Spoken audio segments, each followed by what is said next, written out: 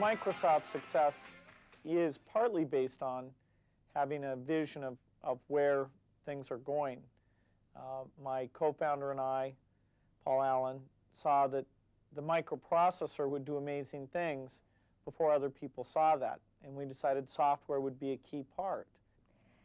In Argentina, we have almost 20% unemployment rate. What kind of impact does computing have on unemployment or employment processes? Well, the computer simply allows a country to use its resources more effectively.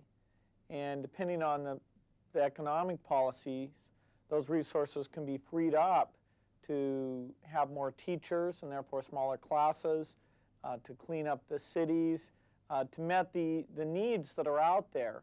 And so the new efficiency allows the world to work in a much better way.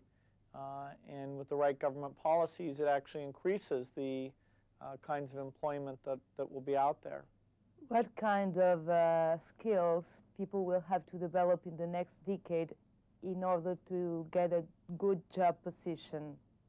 Well, there'll be lots and lots of jobs that don't involve computers, but if a student was asking me what they should look at, I'd say that learning computers and understanding what it can do as a tool, what it can't do as a tool, that'll be very, very important, because no matter what profession you're in, the computer will be a very, very important element of doing the job well. From developing computers with something similar to human intelligence, and are there any ethical limits to it? Well, the field of artificial intelligence, which is to try to teach the computer to learn, has made very, very little progress. The computer is just a tool, and certainly for the next 20 years, it will just be a tool. Now, some breakthrough may come after that, but there's no date at which we can think of the machine as really learning in the same way a human does. Computers will completely replace books in the near future? Most books will continue to be read on paper, a fiction book or something like that. But if you consider an encyclopedia or a phone book, anything that you want to move around in the information, the computer with the CD is often a much better choice already today.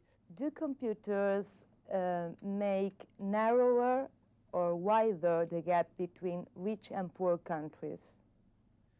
At the very first, when you have a new technology, it's used in the more developed countries. And so the very early personal computers provided benefits that way.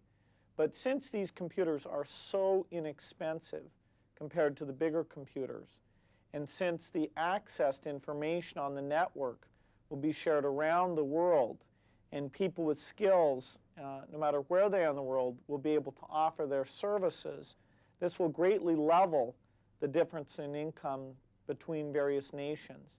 And so in the future, your education level and your skills will be more key than actually what part of the world you're living in.